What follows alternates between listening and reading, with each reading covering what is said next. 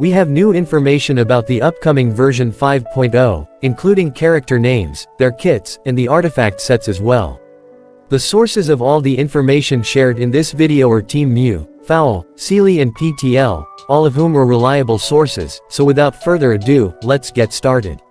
Starting with the artifact sets. We know that Hoyoverse always releases 2 new artifact sets at the beginning of every region. For reference, we got the Deepwood Memories and the Gilded Dreams set in version 3.0, and the Golden Troop and Marchase Hunter set in version 4.0. And we are all set to get 2 new artifact sets in version 5.0 as well.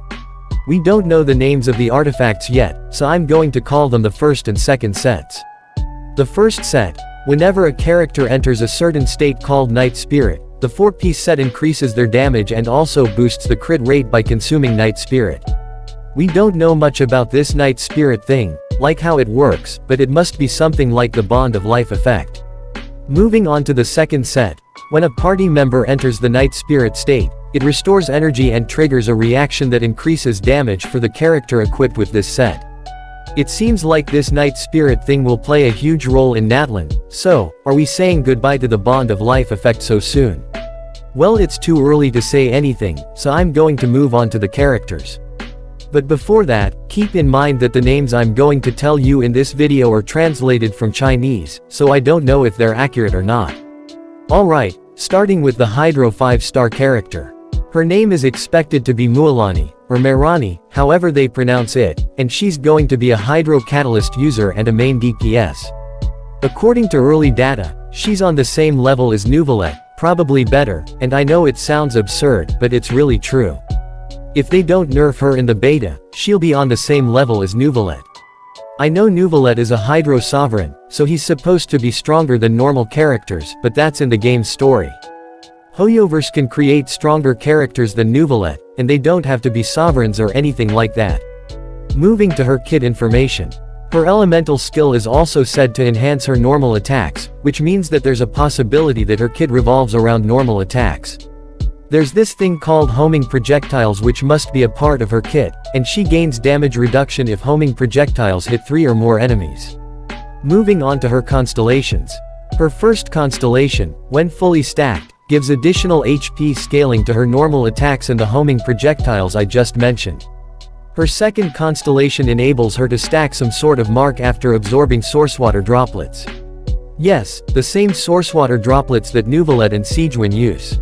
Additionally, the sourcewater droplets are generated after hitting opponents under the Night Spirit state with normal attacks, and they will be absorbed automatically, so you don't have to run around collecting them. Absorbing the droplets restores the Night Spirit state as well as her HP, so it's really convenient. Her C4 increases elemental burst damage, while her C6 gives every single normal attack the HP scaling effect, which was previously only accessible through triggering her C1. One more thing.